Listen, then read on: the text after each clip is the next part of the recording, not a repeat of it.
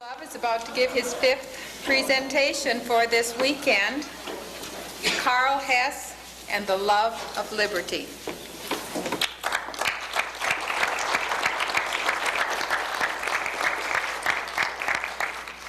Well, I started thinking about this shortly after lunch. And somebody brought up, I don't know why, one of my favorite animals. I guess I brought it up. We have about 7 hawks who live on our land. And in watching them, I've often been conscious of something I hadn't thought about much before, but that fits into the subject this afternoon, the difference between adoration and love. And they're these hawks. And when I look at them, I understand that if I had one of them to disassemble, I would really adore the engineering. Because you've got to admit that they're terrific things. They're great flyers. And you can sort of adore the way they're aerodynamically fluid and all of that. But there's something else about those hawks. And that doesn't have anything to do with their engineering. It's when you watch them, what I think is you love them. And you're passionately absorbed in the fluidity of their flight. And you wish you could be one or spend more time with them. I begin to think that there's this great difference between adoration and love. I know a lot of people who I adore my Macintosh. It's turning into love, as a matter of fact. But there's a great difference. People adore occasionally leaders, for instance, and this gets them into endless problems. Loving is altogether different. I'm trying to think of what love is because I want to talk about it, and it does seem to me that it involves this passionate absorption in something. For instance, you may adore the fact that there is music in the world, and possibly the modern forms of scoring it, but you really love the music itself. When you listen to music, it's despite what I've been told by many people, it doesn't strike me that it's an altogether rational process, that you simply respond to it viscerally. That when I listen to music, I've discovered I don't really see text and pictures. I don't see programmatic things. It doesn't if it hadn't been named the Great Gate at Kiev, I would never see a great gate when the thing was played and so forth. But I love the music the way I love just being out in the woods or many other things. So first of all, a distinction between love and adoration. I'm very much in favor of love. Adoration I find very useful for the relationship to machine tools and to the principles of science and that sort of thing. But now, about this love business in general. Specifically, loving liberty is different from adoring it. And I hope I understand this so I can explain it, because I've just really started thinking about it. I think you adore liberty when you understand all of its theoretical implications and you can defend it in that way. And that's exciting sometimes. And it puts you in a reverential position in regard to liberty. But there's something beyond that, I'm convinced, and that's passion. Absolute passionate love of it. The way you love music. You feel better when you're doing it. You respond to it the way you do to music. Your life is lightened and made graceful by it. And its absence makes things dark and clumsy and heavy. And I'm not too sure that I or anyone can say much more than they feel that way. All of the adorations of it, the theoretical explications of it, the defense of it, are ingenious. I think there's no question about that. And the practical adoration of it, of course, it has a most practical justification. People produce more. They have more. There's There's everything materially satisfying about it. But to my view, ultimately, it is this feeling you have when you are not free, and it is hateful, and this loving feeling you have when you are free. And it has been true of me, at any rate, that I've very often not known what the hell I was talking about in year after year. But I've never been confused by the fact that when people were telling me what to do, I felt bad. And when I was doing what I wanted to do, working at something I wanted to work at, I felt good. And I think all of us can give explanations for this, but I honestly believe it is irrational. I hate to suggest that anything in your life should be, but I and you know that many things in your life are totally irrational. I feel this to be the case, and so you must be warned that you're listening to, probably as an affront to some of your basic principles, a person who is largely irrational in some of his activities. Certainly the love of liberty. It doesn't pay. Really, in my case, it's been rather counterproductive. Materially, it's a great inconvenience in some ways, and yet I honestly would rather live in a cave in Papua and be free than be unfree living in a penthouse in New York City and having some idiot telling me what to do all day long. Now, I don't think that's terribly rational. It's an emotion. So I'm in love with liberty. I just love it. I'd do anything to achieve it and maintain it, and I have. And nothing else is terribly important to me in that broad theoretical range. There are, I think, for free people, three things that they need to do. Well, I think that they need to grow rich, which is to say simply they need to add to the ambit of their life the many things that enhance it. This is wealth, whether it's money or tools or flowers, who knows what it is. I think that's good. To prosper. I think to do good work, that's something else. I believe that however you define it, that creativity is something that human beings do uniquely on this planet, and that it's something most want to do. So to grow, to prosper, to do good work, and finally to be in love. It seems to me that's about all there is to things. Now, you could be in love with your work. That's good, and you should be.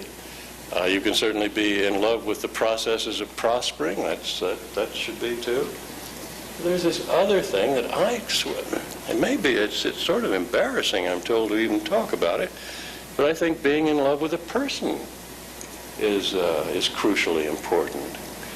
Not mandatory. I don't think you should have to sign a pledge that you're going to fall in love or anything like that to be a libertarian, but it seems to me that people do it.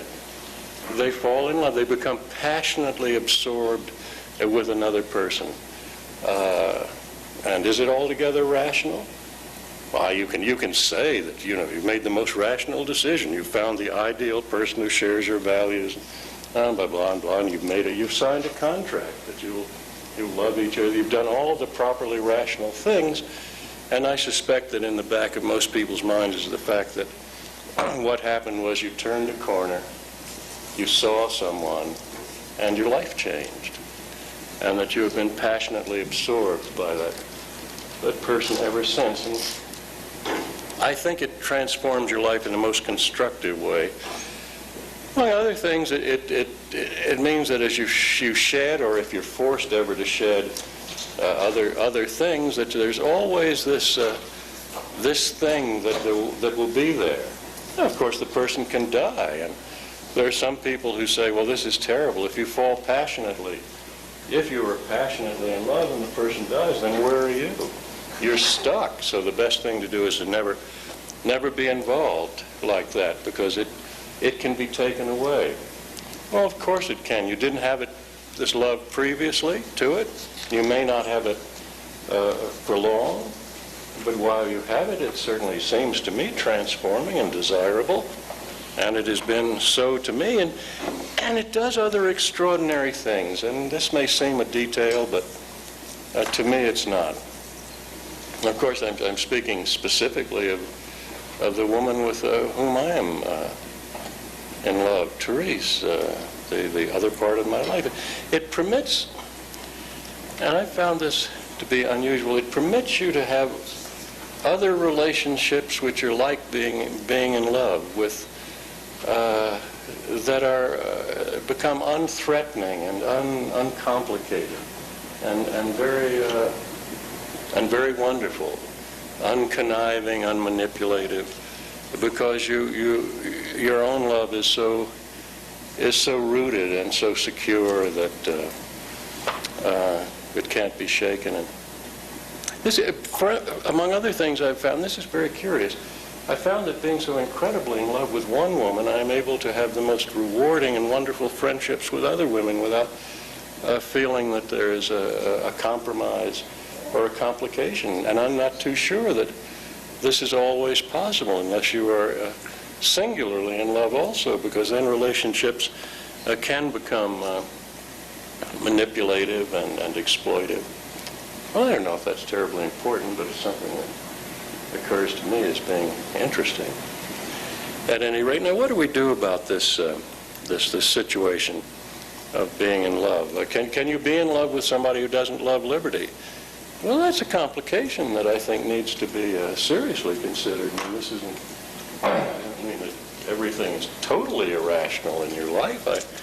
I believe that, well, it's like this. Suppose you had a large house, and the large house was a great anchor on you. You were no longer free because the maintenance of this large house required that you compromise and that you constantly bind yourself to other people's activities simply to maintain the house, which you find attractive and which gives you pleasure and status and so forth. Well, that's an uncomfortable imprisonment to me. And the same, suppose you were in love with a person who didn't share your values of liberty and who wanted to chain you nevertheless to this love, and would deny the various things necessary to liberty. I think it would be a terrible situation, and would be like maintaining a large house because of its view or something of that sort. So I think that's important too. I don't know if you can avoid falling in love with people who don't like liberty, but it's something to keep in mind, to be suspicious of at any rate. I mean, and there are probably signs of this if you fall in love with somebody who is constantly talking about their big house or shopping malls or something. You might want to wonder what this is going to lead to, because the adventure of liberty, I believe, requires that at any given moment you be prepared to give up a number of other things. That's the crux of it, of the whole thing, that I've said over and over, and will say over and over again, that the song is correct. Having nothing left to lose is being free. And so long as you feel that you have other things to lose besides your freedom, you're likely to give up your freedom easily in order to retain those other things. And you have to come to grips with this in your own life. How much of it will you give up in order to practice liberty? It's a decision everybody makes. It's a decision everybody can make. This is a wonderful thing, I suppose, specifically about living in this country. Of all countries on the face of the earth. Look, I know that it is standard libertarian practice, and I do it too. America bashing is the most fun of anything, except maybe for Christian bashing. But America bashing is just wonderful fun. I mean, the things stand out so brilliantly. One of the reasons they stand out so brilliantly is that they stand out. Now, you can go any place. I was in Canada last week, and my God, I mean, they talk roughly the same language.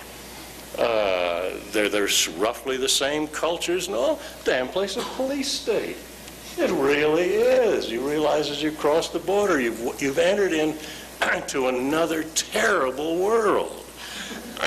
whose police powers are so great, we wouldn't put up with, Ed Meese probably wouldn't.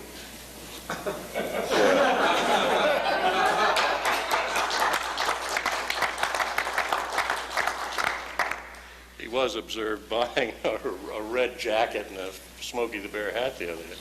But the difference is so great. Living here this is the greatest miracle, I think, that so many dissidents happen to live in America. We don't hear about them in other places, I guess. But here we are, and we do have these choices. These choices. We can trade back and forth. We can say, no, liberty's not terribly important. I won't work for it. I won't give up anything for it. I'll just, it's incidental. Or you can make the decision, that's all I want to do. Just want to be free. I met an airline pilot recently who said, I'd give it all up for one day as a hawk. Back to the hawks again. And I understand that feeling, and that's my feeling about liberty. I'd give it all up. I don't care what it is. But I know I'd give it up just so I didn't have to listen to some idiot telling me what to do. And so I didn't have to live in a room with bars and all of this sort of thing. I'd give it all up. And he goes, what else is important? So this is, I believe, an attribute of love, that it is wildly irrational when you get right down to it. There are many people in this room who are passionately in love with somebody, and if any one of them honestly can write down on a piece of paper all of the rational reasons, and then give me a rational reason why they would give up everything else in the world to maintain this, I'd love to see it, because I'm not too sure that I know I couldn't do it. And I've never read any convincing statement by anyone as to why this phenomenon occurs, yet it does occur. And there we are, and I think it's a great blessing. So, in love with a person, in love with work, in love with liberty, this is sums it all up, it seems to me, and I don't know, I go on and on about it, but why should I? That's the simple fact by my observation, and now I think we should discuss it if you want to. Does anybody care to? Yes. Well, this is a phenomenon that I've noticed over a period of many years in reference to libertarianism, politics, movement, and that is there is a dramatically higher percentage of men involved in it than women.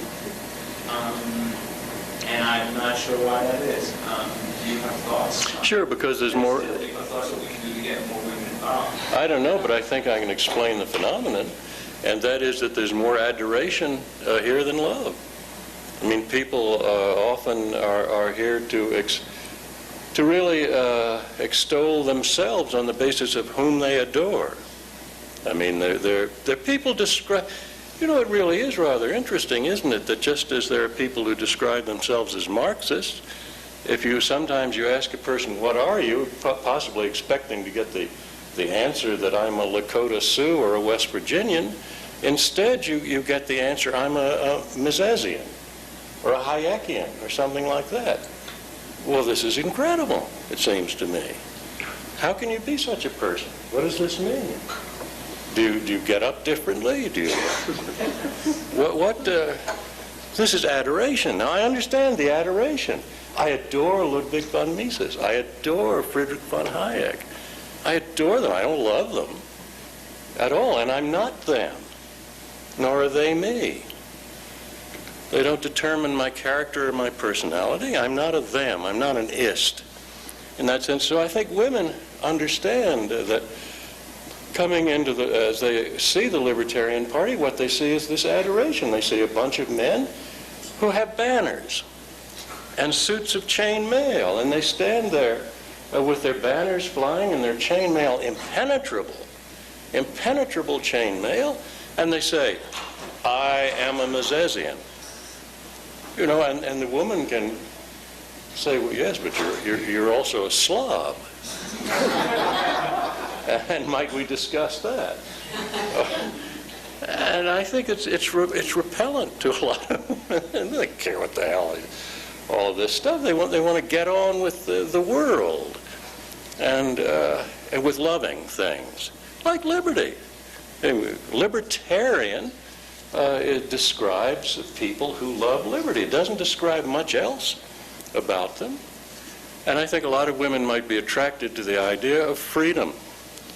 I mean, particularly if it is made clear that libertarians honestly believe, if in fact they do, that women are fully human in nature and activity, and that their concerns, although often different from the concerns of men, are crucially important.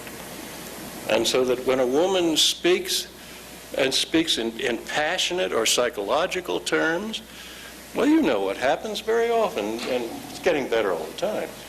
But in many instances, libertarians will sort of nod off, because the woman's talking about passion and about love, and the libertarians want to hear adoration. They want to know, where do they stand on the fixed price of gold, and so forth. And so I can understand that. I don't think it should be a great mystery. Add passion to this. Add discussions of the psychology of communications. Jan Prince's little talk yesterday afternoon, so different and so appealing and important, to talk about the way people feel. People do feel things, and it's so much better. I don't know how far back any of your attendance at libertarian meetings goes, but mine goes fairly far back. I've just been a Libertarian Party member for a year and a half or something, but I've been doing liberty-prone things for a long time. And there were times when the meetings were just absolutely intolerable. I mean, you couldn't get a single irrational thought in with a shoehorn, nor could you get an original thought in. Everything had to be founded in a second-hand way upon who said it. Did Ayn Rand say it? Did von Mises say it? Did Rothbard say it? Did Hayek say it? So forth and so on. Those were the important things that were discussed. And if somebody had a curiosity or an intuition, intuition, forget it. Because this is... And women often have intuitive flashes that should be listened to. We all should have them, and I think we all do. Men just happen to be a little more shy about it. I mean, how many men... There are men in this room who you could put them in thumb screws and ask them what they thought about something, and God would tell you endlessly, as their thumbs dropped off, they would quote somebody else. And it's, there's a Kipling wrote a poem called Tomlinson about some poor schmuck who never had an opinion of his own. And the devil, he's died, and the devil's interviewing him, and he's supposed to have sinned. And the devil says, well, tell me about these big sins. Did you dare come down here? Does he say, to sleep with my gentleman?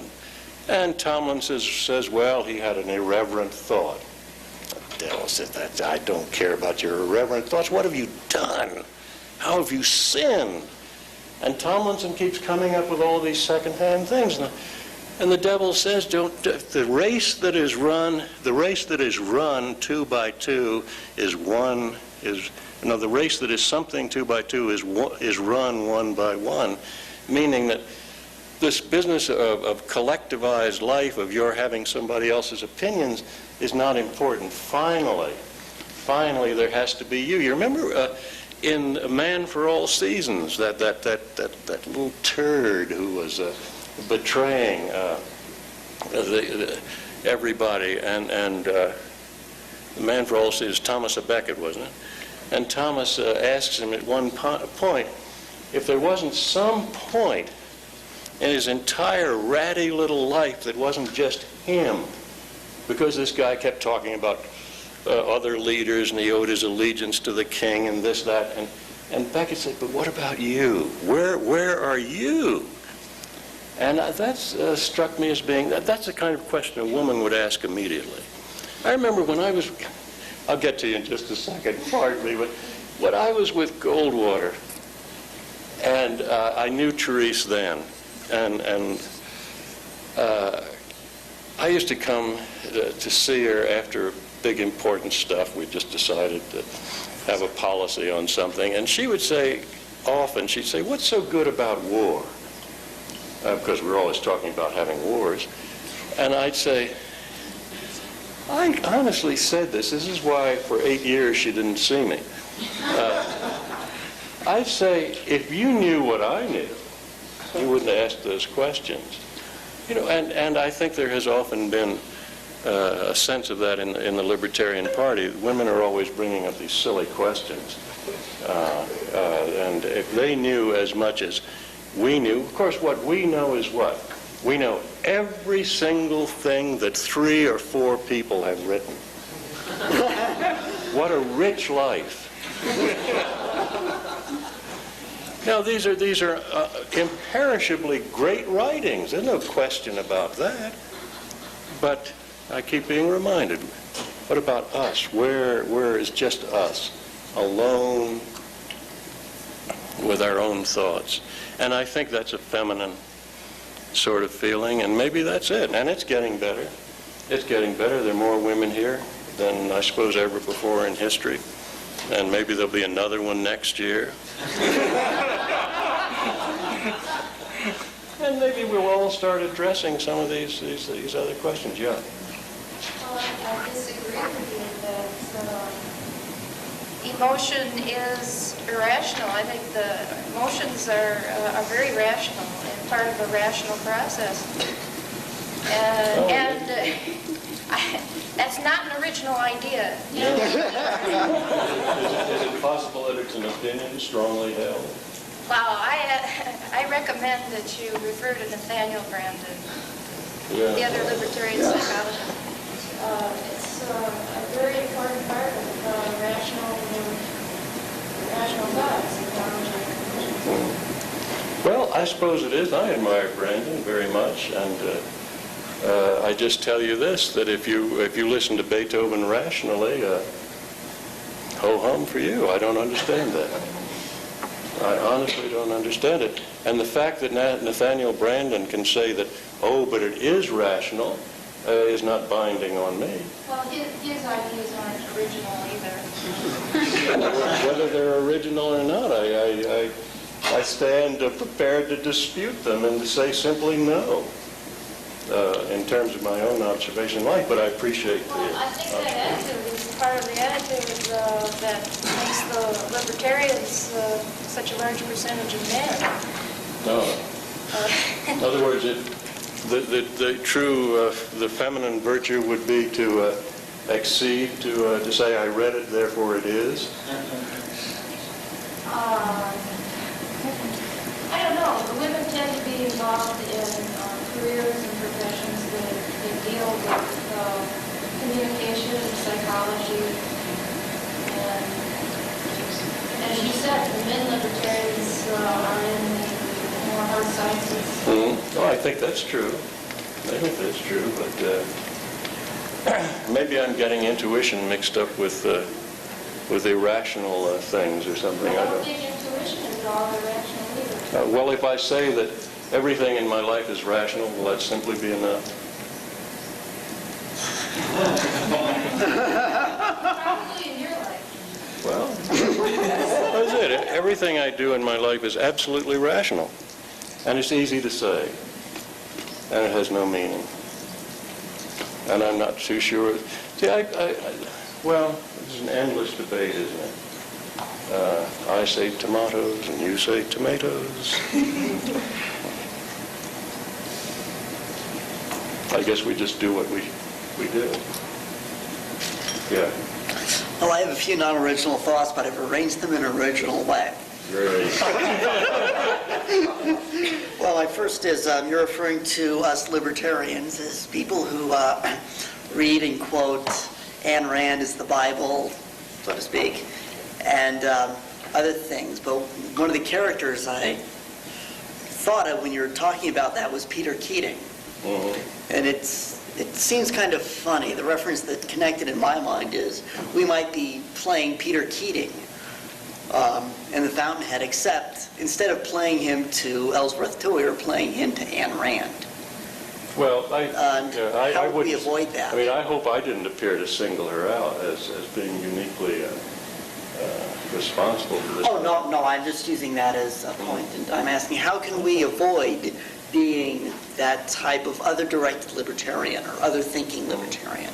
Do you have any I don't know, suggestions? by understanding that, first of all, you have independent reason, you have an intellect of your own, that opinions strongly held are simply that, opinions strongly held, and that giving names to things doesn't make them change their essential nature, and that we all get ideas from all over the place, just as the originators of most other ideas do, and that perhaps the best way to avoid it is simply not to identify our whole personalities and characters with somebody else's system of thought. That we have the responsibility to move on beyond that, to use the tools that are there, to refine them to our own use, and to move on. That's the only way I can think of to do it, is, yeah. How can we encourage more people to love liberty enough so that whenever they are up against a problem, to search for solutions within liberty, not immediately run to government or run to some kind of anti-liberty way of handling the problem? How can you? How can anyone, how can we encourage more people to love liberty so much that whenever they are up against a problem, they would search for the solution within liberty and only go for what they can achieve within liberty, not less for whatever. Beats the hell out of me. The best thing I can think of to do is to do it. Tell people you're doing it. Let them see you do it. If it works, somebody may decide that it's okay. Again, rational argument is a tempting notion, but since you rarely argue with anybody who respects the idea, otherwise they wouldn't be arguing with you, would they? They'd already be there. I mean, we're so sure of this position that we can say that.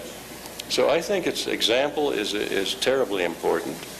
And recalling to people incidents from their own experience. Everybody has experiences in which they have been happier when free than when not free, when more has been done. And so I think you need to, Jan spoke of that last night, you need to find out about other people's roadmaps of reality and find some place on that roadmap where they've had an experience of freedom, of liberty, and you can have something to talk about. Can you give us some feedback on larger projects that you know? I mean, for example, married marriages, they tend to get more requests to move to for college as much. How is that going? And other larger projects that you know of liberty impact? Well, I don't know about Mary Margaret's project. She will certainly tell you about that. Of really large projects, the one that I think at the moment may be the most, well, of course, science. All science is a major project. Everything that happens in science and in technology changes the world. And so that's all important. But in social projects, I think at the moment the most important one I can think of is Leon Lowe's crusade in South Africa to lead the country toward options, independent options for cantons in South Africa that would include an option for a free market area as well as one for a Marxist-Leninist canton, and so forth and so on. I think this is enormously exciting, and there's some empirical evidence to support that excitement, because indeed the fairly simple act of writing a new constitution for the Ciskei has certainly produced a change in the Ciskei, which seems at this point to be pro-libertarian. That is, this most wretched of areas in Southern Africa, by simply adopting a rigorous support of the free market, has advanced greatly. Leon Lowe, L-O-U-W, has written a book called The Solution, which is currently the best-selling book in South Africa, and is interestingly endorsed by Winnie Mandela and by Chief Buthelezi of the Zulu. And I don't know about Bishop Tutu. at all, but it has tremendous support, and its proposal is that South Africa avoid the bloodbath that will accompany the current situation. If it just goes on the way it is, it'll be one of the bloodiest things in African history. And his suggestion is that there be in effect, a national plebiscite, I guess, in which people would vote for regions to become independent. He calls them cantons after the Swiss system, and in which the form of social arrangement in that would be voted on at the same time, assuming that the ANC in fact represents a socialist position, that the ANC would have a canton, and that the Zulu, being with Buthelezi, if he does represent them fairly, would opt for a free market canton, and that there would be a place for Boers.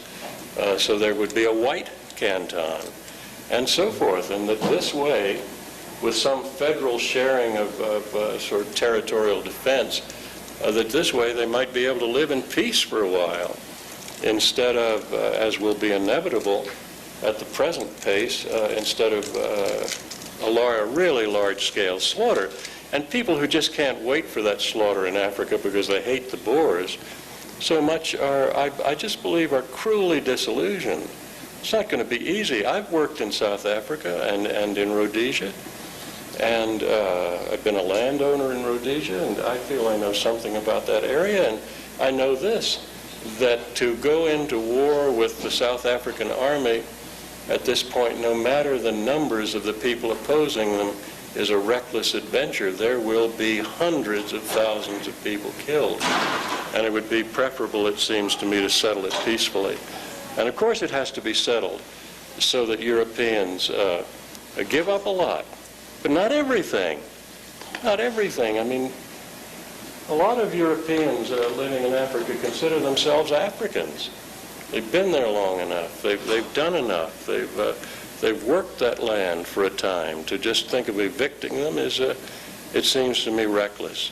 So I think Leon Lowe's proposition is incredibly important.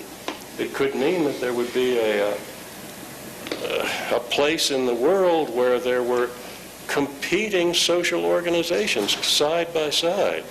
I mean, Hong Kong is a great example, but my God, it's not next to anything. It's just sort of sitting out there. But if you had in South Africa these competing social arrangements, how exciting it would be. It would just be wonderful.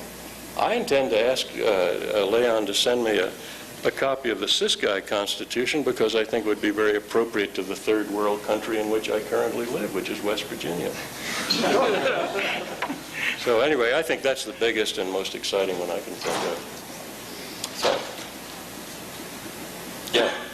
Was that a constitution you wrote for breakfast that said it was the one-liner, or was that a fictitious constitution? Oh, no, that's not fictitious. In Leon, in doing the research for this book, discovered that there had been one homeland in South Africa that had once had a constitution with a one-line content. It had simply the single sentence, "There shall be no government." Well, now, you know, I understand that, I don't know how many of you have lived or worked with Boers in your life, but they can be terribly unpleasant people, and I don't offer the notion that South Africa has been the fountainhead of libertarian thought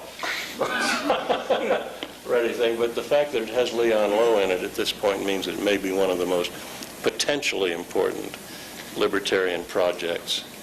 Imagine Mary Margaret's project just magnified to a national scale. I mean, what they're saying is that there should be a place in South Africa where those who believe in the free market can go. And I think in South Africa it wouldn't be 1,000, it would be many thousands. Big deal. Well, I really appreciate this, and I appreciate particularly your reserving until the last part, this most important thing. My current favorite saying, which has been my current favorite saving since about 2 issues back of Analog, is, I have it all over the place now, is this. A man who is about to tell the truth should keep one foot in the stirrup. Old Mongolian saying. And I feel that telling the truth about my life, which is that it is irrational, and it is filled with passions, and that it is based upon a love of both liberty and a woman, I'm glad to have one foot in the stirrup, and I'll now gallop off.